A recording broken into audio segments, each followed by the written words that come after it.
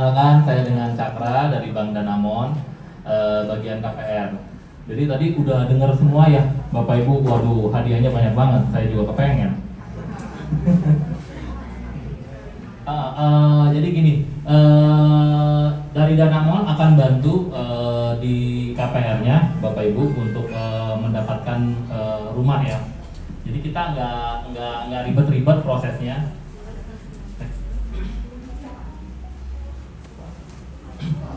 Nah ini produk KPR Danamon itu kita bisa syariah juga ya. Untuk yang mau KPR syariah juga di Danamon juga ada. Nah ini produk kita ada yang namanya Danamon Lebih nih. Danamon Lebih itu biasanya kan kalau KPR itu fungsi tabungannya hanya untuk pendebatan rekening kan ya. Pendapatan angsuran di rekening setiap bulannya. Nah, tapi kalau di Danamon Lebih ini itu bunga tabungannya itu 80% disamakan dengan bunga KPR-nya. Sekali lagi, bunga di tabungannya itu dihitung 80% disamakan dengan bunga KPR-nya. Even pada saat dia floating, bunga tabungannya itu mengikuti. Jadi nge-backup lah. Bunga tabungannya itu langsung dialokasikan ke KPR-nya sebagai subsidi bunga KPR-nya. Jadi kalau sekarang bunga kita di 3,88, itu bunga tabungannya juga di 3,88, tapi hanya diperhitungkan 80%, tidak 100%. Misalnya saldonya 100 juta, itu 80 juta dihitung yang mendapatkan bunga 3,88. Itu langsung dialokasikan ke KPR-nya sebagai subsidi bunga KPR. Jadi nanti kalau nasabah yang takut sama bunga floating, nah itu bisa diterangin dengan program ini. Karena tabungannya juga misalnya bunga floatingnya dapat 11, tabungannya juga ngikut 11. Jadi intinya kalau tabungannya ini banyak banget, nah ini ngefeknya nanti ke jangka waktu, dia menyusut sendiri karena kan tanpa sadar bunga tabungannya itu mensubsidi kreditnya. 10 tahun bisa selesai 8 tahun. Nanti ada simulasinya. Dan dananya kita nggak hold ya, bukan kayak deposito. Deposito kan itu di hold, misalnya 1 bulan atau 3 bulan atau 6 bulan. Nah, iya, jadi dananya bisa diambil kapanpun. Tapi kalau memang diambil, perhitungannya pasti berubah lagi ya. Kita ngitungnya bunga harian, kita akumulasi per bulan untuk tabungan Danamon Lebihnya. Nah kalau syariah itu ada yang namanya IMBT. IMBT itu jadi ini sistemnya cicilan bertahap. Skemanya cicilan menurun, DP-nya lebih rendah, pokok pinjaman berkurang lebih cepat. Jadi dia kalau IMBT itu sistemnya bunganya miring begini, tapi pokoknya itu tetap. Jadi sebenarnya bayar di awal itu memang lebih besar angsurannya daripada konvensional biasa. Nah tapi pada saat dihitung di totali akhirnya itu lebih murah. Ya. Next. Nah ini ininya ya, fitur produk KPR Danamon. Target marketnya karyawan dengan status tetap, profesional, pengalaman minimal 2 tahun, wira swasta memiliki pengalaman di bidang usahanya minimal 2 tahun juga. Pengajuan minimal usia 21 tahun, maksimal usia itu lunasnya di 65 tahun. Pengajuannya minimal 100 juta, maksimal sih sebenarnya ini hanya tertulis saja 15M, tapi yang udah pernah 30M loh, satu unit rumah.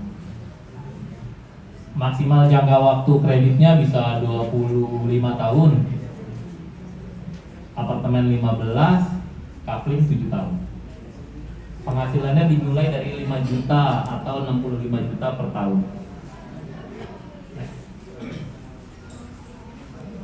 Nah ini persyaratan dokumennya. Ini mah harusnya Bapak Ibu udah ngerti lah ya untuk persyaratan dokumennya. Next. Nah, ini menarik nih. Ini pasti banyak pertanyaan. Ini kita di Anabuki karena developer Jepang, dan namun juga yang punya juga Jepang, jadi pasti ada perlakuan spesial nih. Nah ini yang namanya Fast Approval Program. Dengan DP 10% aja, ini bisa mengikuti program ini. Ini simple banget. Jadi kalau untuk karyawan, fasilitas pertama ya, ini untuk fasilitas pertama 10%, untuk fasilitas kedua rumah itu 85%. Kalau ruko sama, fasilitas pertamanya 10%, fasilitas keduanya tapi 20%. Tenor maksimal 20 tahun untuk fast approval ya. Jadi untuk karyawan jadi kayak gini. Perbedaan dengan proses reguler. Kalau reguler itu kan kalau karyawan surat keterangan kerja, slip gaji, sama rekening ya. Rekening 3 bulan terakhir ya. Pembuktian bahwa benar nggak ini sesuai dengan yang ditransfer di slip gaji. Tapi kalau fast approval ini tanpa melampirkan rekening. Tapi saya survei juga ya. Iya, saya survei juga, datang ke kantornya untuk verifikasi. Gitu. Kalau di Danamon itu yang survei saya, bukannya analis kredit. Jadi si analis kredit nanya ke saya. Gitu. Jadi di Danamon lebih simple deh. Kecuali sayanya nggak yakin. Ini ada yang mau bertanya, kalau wira swasta cuma mau melampirkan 1 bulan rekening aja, tapi dengan izin usahanya juga dilampirkan juga.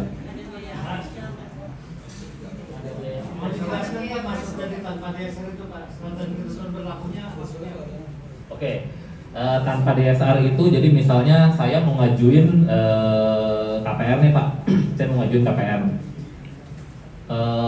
Tapi di BI checking saya ini kewajiban saya ini banyak banget, kayak misalnya gaji saya 10 juta, tapi kewajiban saya itu udah 3 juta sendiri, belum KPR pengajuannya nih, pengajuannya KPR udah 5 juta sendiri, dia 8 juta dengan gaji 10 juta itu nggak mungkin masuk ya. Itu perhitungan DSR itu yang reguler. Tapi kalau instant approval nggak kayak gini, DSR-nya nggak dihitung Pak. Yang penting punya histori kredit lancar, itu aja persyaratannya. Histori kredit lancar ya. Kalau histori pernah ada kolek 5 gimana? Bisa, cuman nggak lewat fast approval reguler. Gitu. Yang kolek 5-nya masih berjalan gimana? Bisa. Beresin dulu baru ngajuin. Dari beresin kolek 5 berapa bulan Pak? Bisa langsung ya Pak? Kalau pengusaha itu untuk fast approval. Syaratnya dokumen usaha sama rekap omset, rekening 3 bulan. Itu aja sih. Yang penting udah lebih dari 2 tahun Pak. Ya. Minimal dokumen usaha itu NIB. Minimal. Artinya bayar yang utangnya banyak, asal kapasitasnya masuk dan pembayarannya lancar berarti bisa. Bisa Pak. Lunasi dulu ya. Enggak. Bisa. Pembayarannya. Iya, jelas. Pembayarannya yang bayar. Pembayarannya lancar, tidak ada histori kolek, itu bisa. Kecuali tadi yang kolima lunasi dulu, semuanya itu bisa langsung. Bisa. Yang kolima. Jadi gini, biasanya kan kalau saya OJK checking nih, kadang-kadang ada yang nyangkut nih kartu kredit, annual fee misalnya nggak diberesin tuh. Nah itu saya pasti akan info nasabahnya, Pak, Bu, ini ada histori nih kartu kredit misalnya di bank A. Ini Ibu sama Bapak ini harus beresin dulu sebelum kita lanjut proses. Soalnya kenapa? Karena kalau nggak diberesin itu pasti langsung di-reject ke analis kredit. Tapi kalau misalnya sudah ada surat keterangan lunas dari yang bank bersangkutan, itu kita bisa lanjut proses. Oh, bisa langsung ya. Iya. Kalau ada surat lunasnya. Iya. Gitu. Tapi jangan gini juga ya. Sorry bentar Pak. Tapi misalnya kayak saya nih, misalnya saya punya 10 fasilitas kredit yang berjalan, tapi 9 fasilitas saya macet. Walaupun saya beresin itu nggak bakal disetujuin karena bank yang paling takut itu karakter ya Pak. Iya, jadi nih orang nih kebiasaan nunggak, takut ya. Iya. Gimana Pak? Bisnis online sekarang paling diminati kita, paling diminati bank, karena bisnis online itu jelas. Yang penting bisnis online-nya mau disuruh buat NIB Pak. NIB, minimal NIB itu kan bisa online cuma 30 menit yang kita buat. Kita sering buatin kok nasabah 30 menit doang. Yang penting dia mau buat NIB itu lancar, karena bisnis online itu yang paling real Pak. Itu omsetnya udah ada, masuk ke rekening semua. Wah itu dulu ditakutin ya Pak ya. Sekarang diminati Pak. Iya. Selain NIB apa Pak kalau yang online? Kenapa? Minimal 10% aja Pak. Ya. Semuanya 2 tahun. 2 tahun. Iya Pak.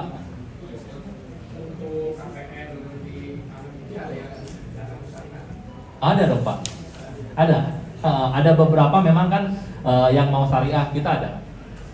Udah beberapa kali akad ya Bu Nina ya, yang syariah. Flat ya Pak, apa berjenjang? Fix berjenjang atau fix awal sampai akhir? Kita ada yang namanya fix and fix.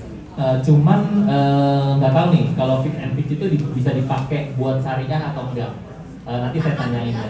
Itu dia bertahap. Tahun pertama sampai tahun ketiga itu 4,75, tahun keempat sampai tahun keenam 7,75, tahun ke-7 sampai 10 atau sampai 15 tahun itu 10,75. Pak, itu untuk online tadi selain NIB terus dia minimal 2 tahun. Nah, apa lagi? Masih yang rekening koran atau apa segala macam? Ya, rekening korannya 3 bulan. 3 bulan Nah, terakhir. kalau reguler ya Bu ya, rekening koran 3 bulan. Terus nanti kita minta rekap dari si misalnya Shopee, kan dia bisa rekapin, bisa ngeprint. Iya, iya.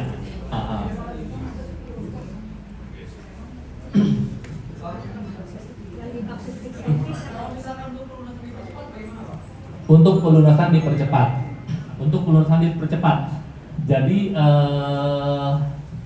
untuk bunga yang 3,88 fix 3 tahun itu pelunasan dipercepatnya 5 tahun 3%. Setelah 5 tahun 2%. Nah jadi kalau untuk 3% untuk fix 3 tahun itu kalau misalnya fix 5 tahun itu masa penaltinya 8 tahun 4%, setelah 8 tahun 3%. Kalau tadi fix and fix selamanya sampai lunas 4% Pak. Itu bisa, nanti kita jelasin sama nasabahnya. Penaltinya berapa Pak? Berapa persen? Yang bunga 3,88 fix 3 tahun itu masa penaltinya 5 tahun 3%. Setelah 5 tahun 2%. Untuk bunga yang fix 5 tahun 5,08 masa penaltinya 8 tahun 4%. Setelah 8 tahun 3%. Nah untuk fix and fix ini selama tenor mau 10 ataupun 15 itu 4%. Nanti kalau ini ya ada yang concern segala macam, nggak apa Pak. Nanti yang penting persetujuannya dulu kita dapat, kita proses sampai persetujuan. Nanti nasabahnya concern di mana, nanti kita bisa bantu ajuin. Pak, maaf satu lagi. Hmm. Itu saya selalu ada buyer yang ditanya dia pinginnya yang bisa kayak top up ngomong gitu Pak. Nggak, bukan pelunasan kecepatan ya. Misalkan dia, saya bisa nggak sih misalkan ini kan setelah 5 tahun yang pastinya. Kan di tahun ke-7 saya ada uang sekian 100 juta gitu atau misalkan 7 juta gitu ditaruh dulu gitu.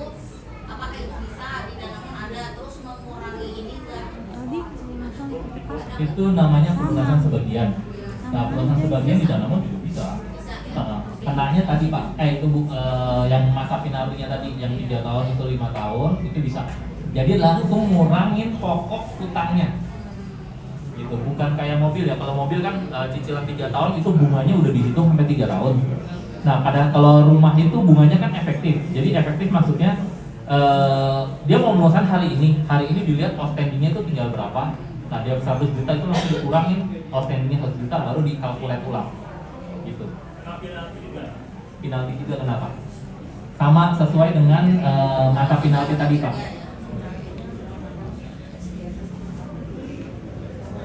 Ada lagi? Ya Bu.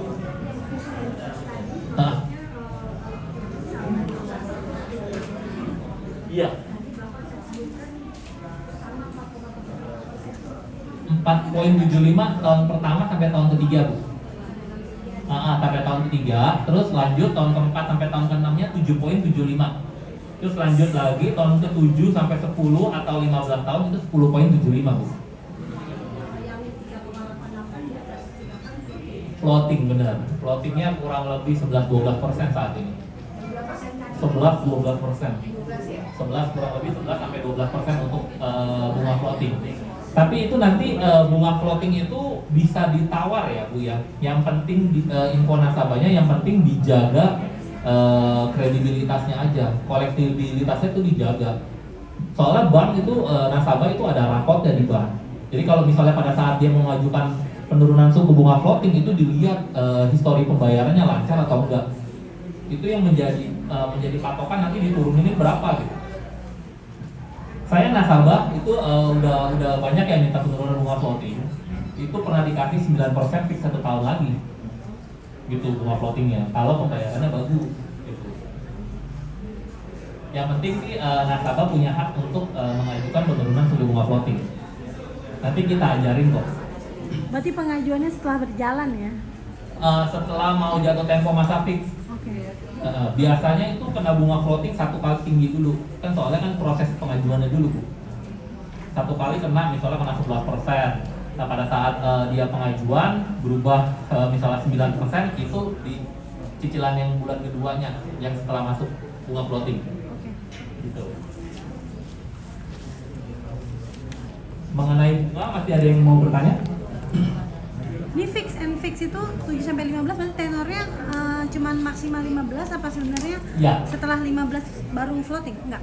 Kalau khusus fix and fix itu tenornya hanya ada 2 pilihan, 10 dan 15 tahun. Khusus fix and fix. Kalau yang 3,88 sama 5,08 itu bisa sampai 20 tahun. Next. Maksimum ya. Pas ya untuk fast approval 20 tahun maksimum. Kalau cash by cash kalau misalnya masih muda banget nggak ikut fast approval, datanya bagus, itu bisa diajuin 25 tahun. Oh iya, untuk 3,88 fix 3 tahun ini minimal tenornya 10 tahun ya. Yang ini ada ketentuannya minimal tenor 10 tahun, fix 5 tahun ini minimal tenor 15 tahun. Next. Ini tadi udah saya jelasin. Next lagi langsung perhitungan. Nah, ini biasanya saya buat simulasi ini untuk yang orang yang menghindari pajak ya. Yang menghindari pajak bisa kayak begini nih. Dia tetap ngambil KPR. Itu kan orang yang lapor pajak kan berhubungan dengan pelaporan ini biasanya. Ini kenapa dia tetap KPR? Harusnya dia bisa bayar lunas. Ini yang kita lihat ya, plafonnya aja ini 1M, tapi dia nabungnya itu di 1M 250 juta. Dia nggak mau kena bunga, bunganya jadi 0%. Kita bisa lihat di samping keuntungan nasabah. Nah itu, tenornya 10 tahun, tenornya 10 tahun, bunganya kita hitung 5%, angsurannya 10 juta. Nah di samping kanan itu total bunga KPR reguler itu 272 juta ya. Tapi kalau bunga KPR dan aman lebih 0% karena subsidi dari sini. Yang tadi saya bilang dari 10 tahun selesainya di 9 berapa itu? 95 bulan. Jadi 120 bulan susut 95 bulan karena dia tidak ada bunganya 0% dari awal. Ini kayak cicilan kartu kredit aja nih. 0%.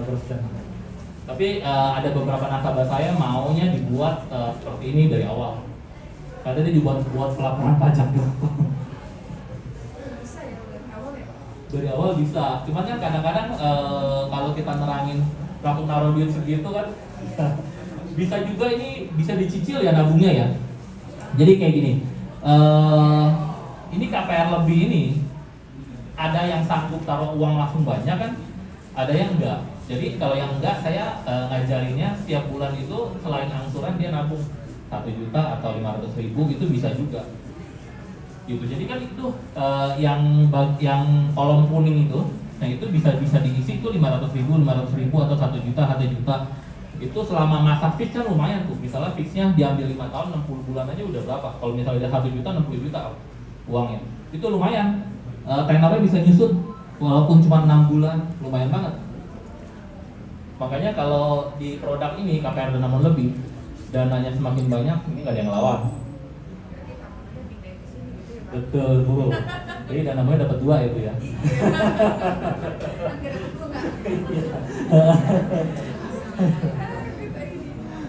Jadi ini banyak banget yang minta walaupun nggak langsung taruh uang.